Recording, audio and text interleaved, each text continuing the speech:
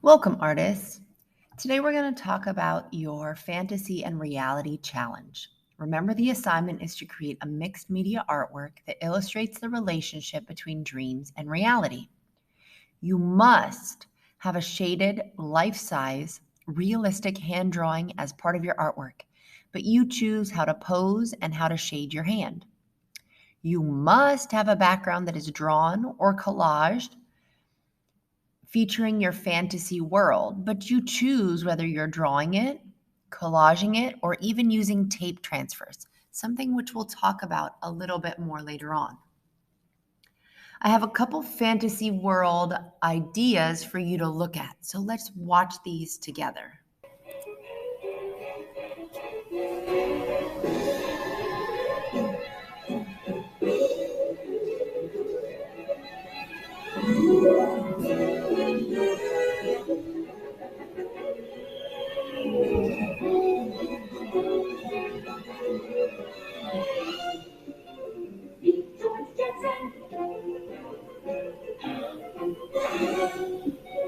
His boy and boy.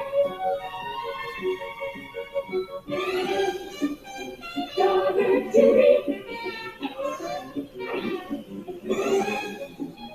Jane is mine.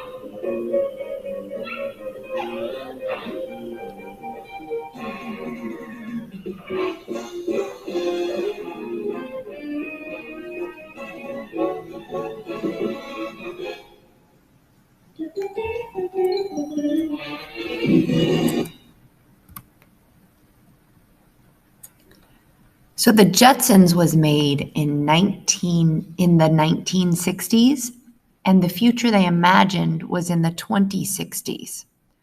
Which of these future things do you think will come true in the next 40 years? And which things do you think are still a dream? Let's also look at Tomorrowland.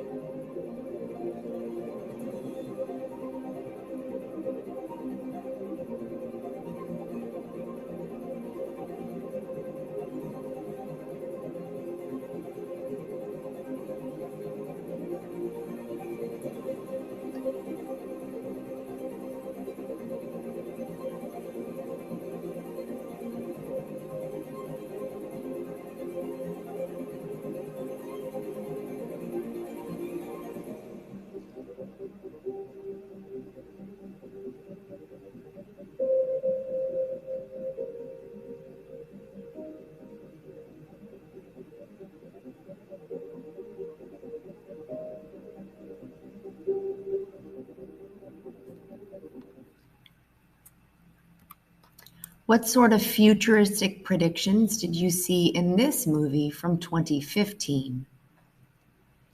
With that in mind, you'll notice that artists throughout time have drawn images of other worlds and fantasy worlds. Dr. Seuss is famous for his style of art that shows made-up fantasy lands. I'm sure you've read many Dr. Seuss books. Maurice Sendak also has fantastic illustrations showing magical fantasy worlds. This case, in the Night Kitchen, or Here, Where the Wild Things Are. Here's MC Escher, an artist who is famous for creating impossible worlds. So if you look at this carefully, you'll notice that even though it fools the eye, the geometry and the physical possibility of this is not actually there. And of course, fantasy and sci-fi artists have been creating images since the beginning of time.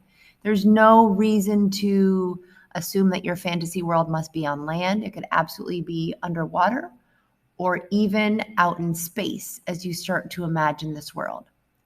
So you have a brainstorm worksheet. It is a criterion B grade. It needs to be in your sketchbook, but not actually glued. It's going to go into the back pocket because it is double-sided. For the first part, I'd like you to use your 5 senses and make a list describing what your fantasy world might be like. Think of what you would see, obviously, as the main focus, but also what you would hear, smell, taste, or feel. And if you'd like to get an A, add even more ideas. So complete the bullet points in the bottom part of the table. When I started thinking about my fantasy world, I wanted to see more of nature, animals and trees. I would obviously hear more birds chirping and leaves rustling. And I would feel the cool breeze or see or feel twigs or branches maybe brush against me as I was walking past those areas. Once you've finished writing it out, then you need to start sketching the images that you would see in the fantasy world. So take that list and start to turn it into visual imagery. Notice to get a 7 or an 8, you should add a 4th sketch in the bottom right corner. So again, here was my sketches. I was thinking about some of the places that I think are beautiful in nature, like the beach, like a trail through a forest, maybe even a mountainous area with a little hut.